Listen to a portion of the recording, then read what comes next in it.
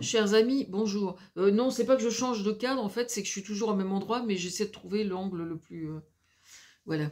Bon, je reviens aujourd'hui. En fait, c'est une chronique qui a été rédigée il y a quelques jours suite au vol incroyable qui s'est produit au Louvre. Donc, j'avais déjà parlé des bijoux de famille, de Marianne qui a des couilles, n'ayons pas peur des mots. Bon, bref. Vol du siècle, restitution et colonisation. Depuis que la colonisation est passée de mode, contrairement à ce qui se passe en Israël au sujet de la Palestine, les pays anciennement colonisés, et bien d'autres, peut-être, n'ont de cesse que de revendiquer à juste titre des biens culturels que la France ou d'autres pays se sont considérés comme légitimes de s'approprier pour remplir leurs musées et en revendiquer la propriété. Évidemment, la France ne fait pas exception sur le sujet.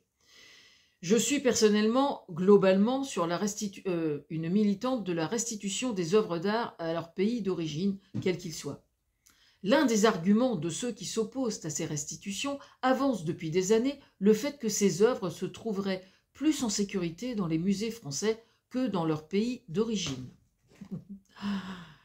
Ce qui vient de se produire au Louvre sape au pied cette théorie plus que vaseuse.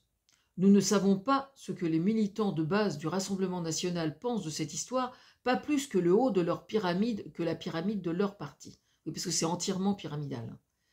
Mais quand on perçoit des relents de néocolonialisme, à moins qu'il ne s'agisse d'un vrai mépris de ce qui est culturel au sens large, on peine à imaginer une seule seconde que le Rassemblement national serait plus compétent que le gouvernement actuel pour protéger les trop fameux bijoux de famille.